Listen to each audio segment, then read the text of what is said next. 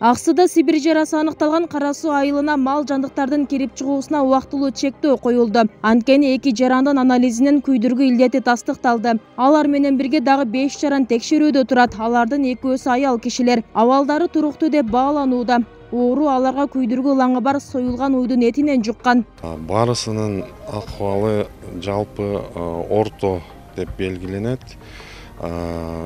Сибирь язва оорусунун явный клинический проявлениялары бар. Основной ошо контакт болгон колдорунда, манжаларында явный признаки сибирской язвы болуп, сибирский язванын жаралары турат.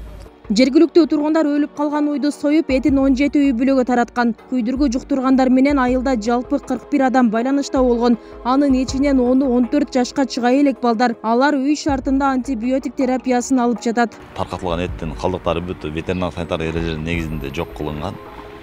Ошо тереси, ушул бүт калган ушул эт малдан калган калдыктары.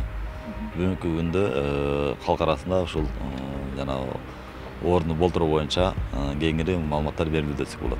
Союлган мал эч кандай ветеринардык адистердин көзөмөлүнөн өткөн эмес. Тагыраагы жарандар уйду өз алдынча текшерүүсүз союшкан. Мындай кадам адистер тарабынан колдоого алынбайт. Анткени бул күйдүргү оорусун таратуунун башкы себеби болуп саналат. Мындай кооптуулуктан улам айыл эли малдарын массалык эмдөөдөн өткөрүүгө милдеттендирилди. Сибирь жарасынан өлгөн малдын ич органдарын союп, ич органдарын алып лабораторияга тапшырганда алдын ала маалымат боюнча улар күмөндөлөт деп гана беришкен. Мына бүгүн Сибирь жарасы такталды деп туруп анализ келди бизге. Эми ошол иш-чараларды бүгүндөн баштап уюштура баштайбыз. Бирок буга чейин деле ошол карантиндик иш-чараларды уюштуруп атканбыз. Мисалы кандай иш-чараларды карантин? Мисалы үчүн ошол Кара Суу айылында жүзүм жан айылындагы болгон жандыктардын кара малды, башка жандыктардын бардыгын Сибирь жарасына каршы эмдөө иштери жүргүзүп атат. Бир жылда Сибирь жарасынын ачактары 2 жолу дезинфекцияланат. Жайында, анан күзүндө.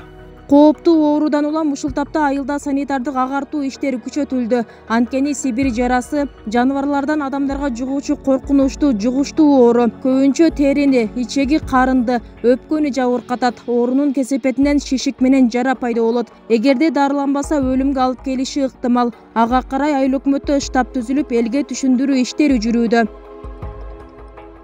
Жалал-Абад облусунда жыл башынан бери жалпы 13 адамдан күйдүргү илдети аныкталган. Көпчүлүк адамдар илдетке оору жуккан малдын этин жегенден соң кабылган. Бул оору менен ылаңдаган малдын сөөгү өрттөлүп, терең казылган чуңкурга көмүлүп, бети бетондолуп, айланасы тосулууга тийиш. Оорунун очогу 100 жылга чейин ачылбай, адистер жылына 2 ире дезинфекциялап турушу зарыл. Бүбүсара Орозалиева, Шерзат Эгембердиев, 7 канал, Жалал-Абад.